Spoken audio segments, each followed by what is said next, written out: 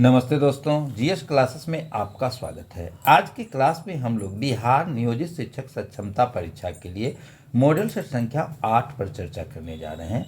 यह model set 50 question का है, जिसमें शिक्षण अभिरुचि, इतिहास, भूगोल, सामान्य विज्ञान एवं सामान्य ज्ञान से संबंधित प्रश्नों को शामिल किया गया है।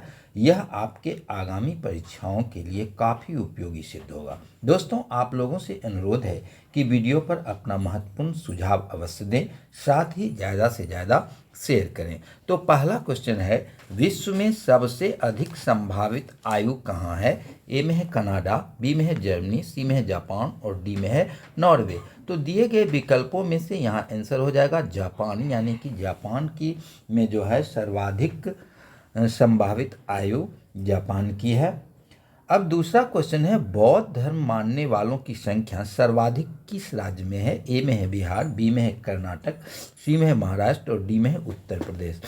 तो सर्वाधिक बौद्ध धर्म मानने वाले लोगों की संख्या महाराष्ट्र में है। पहला स्थान महाराष्ट्र का, दूसरे स्थान पर कर्नाटक आता है, तीसरा स्थान पर उत्तर प्रदेश और चौथे स्थान पर बिहार आता है। अब अगला क्वेश्चन है, सबसे अधिक जनसंख्या वाला शहर कौन सा है? ए में है ग्रेटर मुंबई, बी में है दिल्ली, सी में है कोलकाता और डी में है चेन्नई। तो वर्तमान में सर्वाधिक जनसंख्या ग्रेटर मुंबई में निवास करती है। पहला स्थान ग्रेटर मुंबई का है, दूसरा स्थान दिल्ली का आता है, तीसरा स्थान कोलकाता का आता है और चौथा स्थान चेन्नई का आता है। अब चौथा क्वेश्चन है, निम्नलिखित में से कौन सी वायु को ग्रीन हाउस वायु कहा जाता है? ए में है ऑक्सीजन, बी में है हाइड्रोजन, सी में है कार्बन डाइऑक्साइड और डी में है नाइट्रोजन। तो इसका आंसर होगा कार्बन डाइऑक्साइड को ग्रीन हाउस गैस कहा जाता है। यह ग्लोबल वार्मिंग का कारण होता है।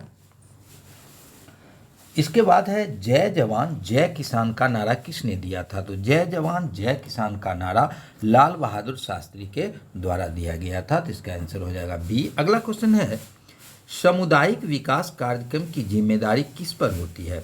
ए में है पंचायत समिति, बी में है ग्राम पंचायत, सी में है जिला परिषद और डी में है ऊपर्युक्त सभी। तो इसका आंसर हो जाएगा ऊपर्युक्त सभी। ये जो है सभी पंचायती राज विभाग से संबंधित, यानी कि स्थानीय सरकार से संबंधित है और सामुदायिक विकास की जिम्मेदारी पंचायत समिति, जिला परिषद, ग्राम पंचायत सभी पर होती है। तो इसका आंसर डी हो जाएगा। अगला क्वेश्चन है, बांग्लादेश का सृजन कब हुआ था? तो बांग्लादेश का सृजन 1971 ईस्वी में हुआ था। उस समय भारत की प्रधानमंत्री श्रीमती इंदिरा गांधी थी। अगला क्वेश्चन है, कौन सा नगर संतरे के लिए विख्यात है? तो संतरे का उत्पादन नागपुर में सर्वाधिक होता है और नागपुर शहर जो है संतरे के लिए विख्यात है। अगला क्वेश्चन है, निम्नलिखित में से कौन सा भारत का राष्ट्रीय पुष्प है? यानी कि भारत का राष्ट्रीय पुष्प कमल है, भारत का राष्ट्रीय पशु बाघ है, राष्ट्रीय पक्षी मोर है और आदर्श वाक्य सत्यमेव जयते है, जो मुंडको उपनिषद से लिया गया है। अब अगला क्वेश्चन है, योग दर्शन किससे संबंधित है? तो योग दर्शन पतंजलि से संबंधित है। तो इसका आंसर हो जाएगा सी। अगला क्वेश्चन है, एनएसजी का पूरा रूप क्या है? एनएसजी नेशनल सिक्योरिटी गार्ड्स, इसका पूरा रूप होता है नेशनल सिक्योरिटी गार्ड। इसकी स्थापना 1984 ईस्वी में हुई थी। अब अगला क्वेश्चन है, यदि एक विद्यार्थी किसी अध्यापक के लिए अभद्र भाषा का प्रयोग करता है तो आप क्या करेंगे? ए में है विद्यार्थी की ओर ध्यान नहीं देंगे, बी में है विद्यार्थी को दंड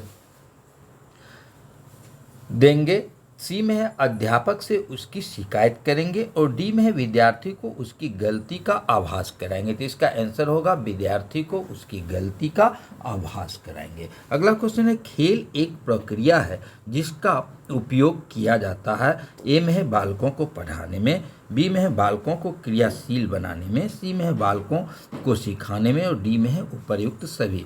तो खेल प्रक्रिया के द्वारा उपर्युक्त सभी कार्य किए जा सकते हैं, यानी कि बालकों को पढ़ाया जा सकता है, बालकों को क्रियाशील बनाया जा सकता है और बालकों को सिखाया जा सकता है। अब अगला क्वेश्चन है, ज्ञानात्मक उद्देश्य का संबंध है। ए में है मस्तिष्क से, बी में है हृदय से, सी में है हाथों से और डी में है बातों से। तो ज्ञानात्मक उद्देश्यों का संबंध जो होता है वो मस्तिष्क से होता है। अब अगला क्वेश्चन है, गृह कार्य को छात्रों के लिए लाभप्रद बनाने हेतु निम्नलिखित में से आप क्या समझते हैं या क्या करेंगे? ए में है छात्रों को योग्यता के आधार पर गृह कार्य दिए जाएं। बी में है गृह कार्य छात्रों की रुचि के अनुरूप हो। सी में है गृह कार्य दैनिक जीवन से संबंधित हो। और डी में है उपर्युक्त सभी। तो इसका आंसर हो जाएगा उपर्युक्त सभी। अब अगला क्वेश्चन है, शिक्षण में सहायक सामग्री का उपयोग किया जाता है। ए में है शिक्षण को प्रभावशाली बनाने के लिए। बी में है शिक्षण को मनोरंजन पूर्ण बनाने के लिए। सी में शिक्षण को अधिक स्वाभाविक व उपयोगी बनाने के लिए। और डी में है उपर्युक्त सभी। तो इसका आंसर हो जाएगा 16 का डी, उपर्युक्त सभी। अब अगला क्वेश्चन है 17, बालकों को सीखने पर सर्वाधिक प्रभाव पड़ता है। ए है प्रेरणा का, बी है रुचि का, सी है शारीरिक संगठन का और डी है इनमें से कोई नहीं। तो ये हो जाएगा बालकों का सीखने पर सर्वाधिक प्रभाव उसकी प्रेरणा का पड़ता है। अगला क्वेश्चन है, शिक्षा ऐसी होनी चाहिए जो छात्र को ए में है सुसंस्कृत बनाए, बी में है व्यावसायिक दृष्टि से आत्मनिर्भर बनाए, सी में नैतिक सद्गुणों से संपन्न बनाए और डी में है उपर्युक्त सभी। तो इसका आंसर हो जाएगा उपर्युक्त सभी। अगला क्वेश्चन है 19, मानवों में प्रयुक्त होने वाली भाषा है। ए में है मौखिक, बी में है लिखित, सी में है प्रतीकात्मक और डी में है उपर्युक्त सभी। तो इसका आंसर हो जाएगा उपर्युक्त सभी। अब अगला क्वेश्चन है, 8 मार्च को मनाया जाता है। ए में है अंतर्राष्ट्रीय श्रम दिवस, बी में है जनसंख्या दिवस, सी में है अंतर्राष्ट्रीय महिला दिवस और डी में है पृथ्वी दिवस। तो 8 मार्च को अंतर्राष्ट्रीय महिला दिवस मनाया जाता है। तो इसका आंसर हो जाएगा 20 का सी। अगला क्वेश्चन है, रामचरितमानस की रचना किसने की थी? तो रामचरितमानस की रचना तुलसीदास के द्वारा की गई थी, जबकि रामायण की रचना महर्षि वाल्मीकि के द्वारा की गई थी। तो रामचरितमानस तुलसीदास द्वारा रचित है। तुलसीदास की अन्य रचनाओं में दोहावली, कवितावली और विनय पत्रिका आता है। अब अगला क्वेश्चन है, मिजोरम की राजधानी है। तो मिजोरम की राजधानी आइजॉल है। तो इसका आंसर हो जाएगा। अगला क्वेश्चन है, हरित क्रांति का मुख्य प्रभाव पड़ा। तो हरित क्रांति का मुख्य प्रभाव जो है अनाज पर पड़ा था। हरित क्रांति जो है 1966-67 में आया था। यह स्वामीनाथन के द्वारा उत्पादन में वृद्धि करने के लिए संकर बीजों का प्रयोग किया गया था। इससे जो है गेहूं और चावल के उत्पादन पर सर्वाधिक प्रभाव देखने को मिला। अगला क्वेश्चन है, नई आर्थिक नीति किससे संबंधित है? ए में है उदारीकरण, बी में है निजीकरण, सी में है विश्वव्यापीकरण और डी में है ये सभी। तो न्यू इकोनॉमिक्स पॉलिसी अर्थात नई आर्थिक नीति जो है 1991 में आई थी, यानी 1991 से शुरू हुई थी और इसके द्वारा इसके 4 स्तंभ थे, जिसमें वैश्वीकरण, उदारीकरण, निजीकरण और बाजारीकरण था। तो इसका आंसर हो जाएगा उदारीकरण, निजीकरण, वैश्वीकरण और ये सभी। अगला क्वेश्चन है, भारत में दशमलव मुद्रा प्रणाली की शुरुआत कब हुई? तो भारत में दशमलव मुद्रा प्रणाली की शुरुआत अप्रैल 1957 में हुई थी। तो 25 का ए हो जाएगा। अब अगला क्वेश्चन है, निम्नलिखित में से किसकी कमी से दांत की बीमारी होती है? तो दांत की बीमारी मुख्य रूप से फ्लोरीन की कमी से होती है। तो इसका आंसर हो जाएगा बी। अगला क्वेश्चन है, दूषित पानी के कारण कौन सा रोग नहीं होता है? इसमें है ए में हैजा, बी में है टाइफाइड, सी में है पीलिया और डी में है मीसल अर्थात खसरा। तो हैजा, टाइफाइड और पीलिया जो रोग होता है वह दूषित पानी पीने के कारण होता है, जबकि मीसल या खसरा जो होता है वह वायरस या विषाणु के कारण होता है। अगला क्वेश्चन है, एमिनो अम्ल मिलते हैं। तो एमिनो अम्ल प्रोटीन में पाया जाता है। इसका आंसर हो जाएगा डी। अगला क्वेश्चन है, आतिशबाजी में हरा रंग निम्न में से किसकी उपस्थिति के कारण होता है? तो आतिशबाजी में हरा रंग जो है वेरियम के कारण होता है, जबकि चटक लाल रंग जो है स्ट्रॉसियम के कारण होता है। अब अगला क्वेश्चन है शुद्ध सोना की माप होती है, तो शुद्ध सोना की माप 24 कैरेट होती है। अगला क्वेश्चन है भविष्य का ईंधन कौन सा है, तो भविष्य का ईंधन हाइड्रोजन को कहा जाता है, तो इसका आंसर हो जाएगा बी। अब अगला क्वेश्चन है इनमें से कौन ठोस नहीं है।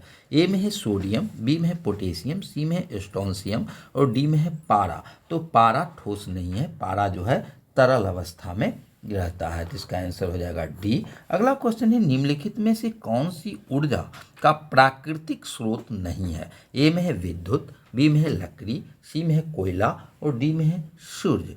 तो विद्युत जो है सो ऊर्जा का प्राकृतिक स्रोत नहीं है, जबकि लकड़ी, कोयला एवं सूर्य जो है सो विद्युत प्राकृतिक स्रोत है और विद्युत जो है सो ऊर्जा का प्राकृतिक स्रोत नहीं है।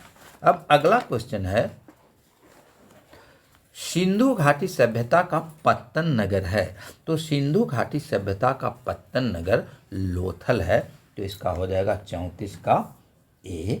अगला क्वेश्चन आपका है पुराणों की संख्या कितनी है, तो पुराणों की संख्या 18 है, इसका आंसर हो जाएगा डी। अब अगला क्वेश्चन है भगवान बुद्ध ने अपना प्रथम उपदेश कहाँ दिया था, तो भगवान बुद्ध के द्वारा प्रथम उपदेश सारनाथ में दिया गया था, इसका आंसर हो जाएगा सी। अगला क्वेश्चन है पटना शहर का पुराना नाम है, तो पटना शहर को पाटलिपुत्र के नाम से जाना जाता था, तो इसका पुराना नाम पाटलिपुत्र है। अब अगला क्वेश्चन है अशोक के अभिलेख को सर्वप्रथम किसने पढ़ा था, तो अशोक के अभिलेख को सर्वप्रथम जेम्स प्रिसेंट ने पढ़ा था, तो 38 का ए हो जाएगा। अब अगला क्वेश्चन है चीनी यात्री ह्वेनसांग किसके शासनकाल में भारत आया, तो चीनी यात्री ह्वेनसांग हर्षवर्धन के शासनकाल में भारत आया था। अब है तिरुपति मंदिर अवस्थित है, तो तिरुपति मंदिर आंध्र प्रदेश में अवस्थित है, इसका आंसर हो जाएगा 40 का डी। अगला क्वेश्चन है निम्नलिखित में से किसने अपने आप को खलीफा घोषित किया था, तो मुबारक शाह खिलजी अपने आप को खलीफा घोषित किया था, तो 41 का हो जाएगा डी। अब अगला क्वेश्चन है शिवाजी के साम्राज्य की राजधानी कौन थी, शिवाजी के साम्राज्य की राजधानी रायगढ़ थी, तो इसका आंसर हो जाएगा 42 का बी।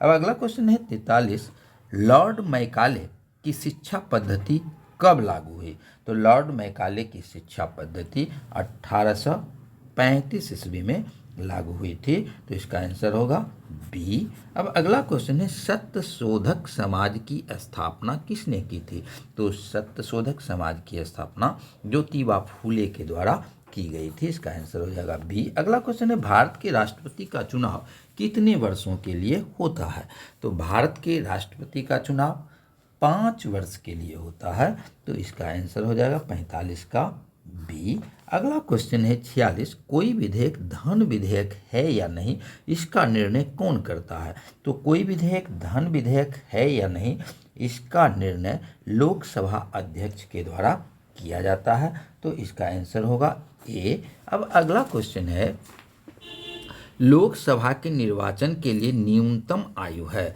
तो लोकसभा के निर्वाचन के लिए न्यूनतम आयु 25 वर्ष है, इसका आंसर होगा डी। अब अगला क्वेश्चन है 48 मंत्रिमंडल की बैठक की अध्यक्षता कौन करता है, तो मंत्रिमंडल की बैठक की अध्यक्षता प्रधानमंत्री के द्वारा की जाती है, इसका आंसर हो जाएगा डी। अगला क्वेश्चन है गंडक किसकी सहायक नदी है, तो गंडक गंगा की सहायक नदी है, इसका आंसर होगा डी। और अगला क्वेश्चन है निम्न में किसके उत्पादन में भारत को प्रथम स्थान है, ए में है लौह इस्पात, बी में है दूध, सी में है खनिज तेल और डी में है चावल। तो वर्तमान में भारत दूध का सर्वाधिक उत्पादक देश है, तो इसका आंसर हो जाएगा बी। तो ये मॉडल सेट संख्या 8 था। अगले दिन हम लोग अगले मॉडल सेट पर चर्चा करेंगे। दोस्तों आप लोग वीडियो को शेयर जरूर करें, साथ ही जो लोग हमारे चैनल से नहीं जुड़े हैं कृपया चैनल को सब्सक्राइब करें। धन्यवाद।